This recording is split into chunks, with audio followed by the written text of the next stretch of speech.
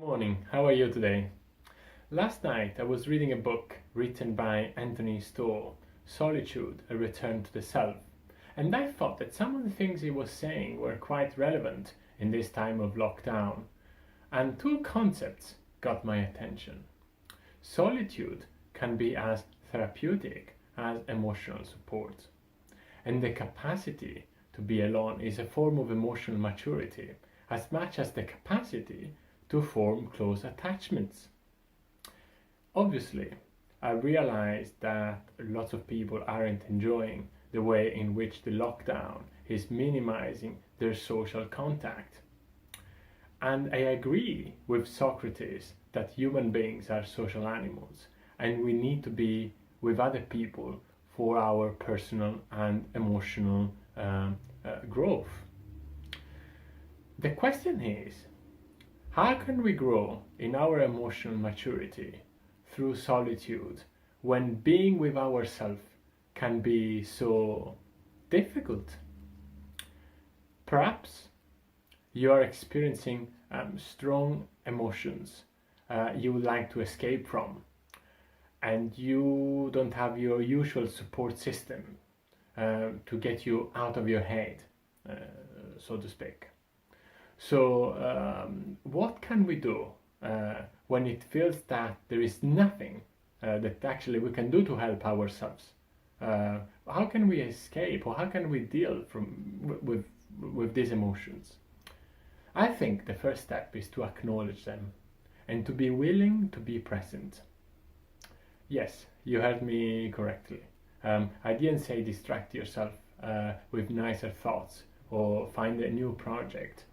And I'll tell you why that's so important to sit with what you are feeling in order to grow. Your feelings are your organism trying to handle things. So try not to reject these feelings or brush them aside. For example, I should be productive, but I can't really do it. Everyone is doing better than me. I feel desperate, but others have it worse than I do, so I don't have the right to feel so bad. With these judgments, you create a conflict between what is and what it should be. So, without judgment, what are you feeling? You could almost whisper. Them to yourself. Sadness, fear, anxiety, grief, anger, as if to bow to those feelings and hold them with respect. And that allows the feeling to open, maybe even to intensify for a bit, but eventually to soften.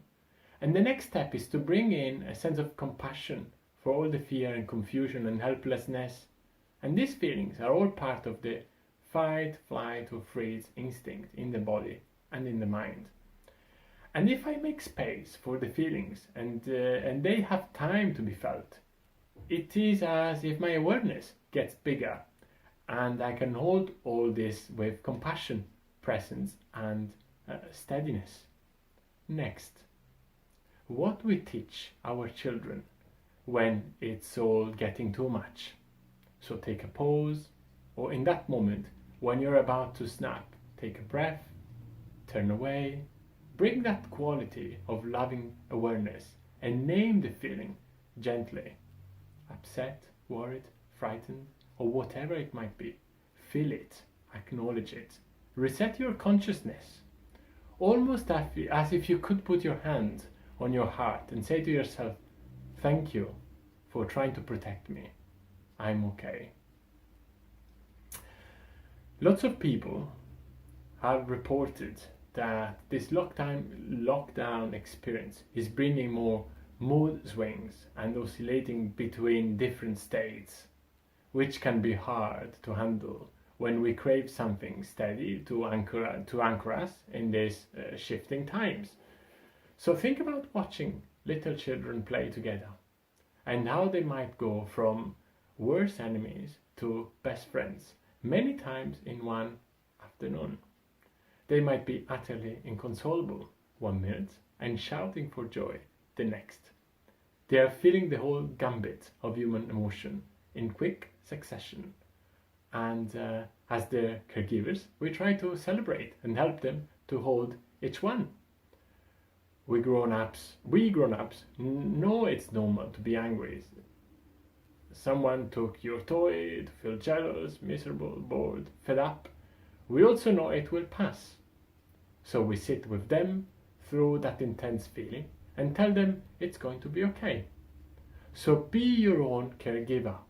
Allow yourself to feel what you're feeling and know that it will pass, and make space for something else. Thank you for watching.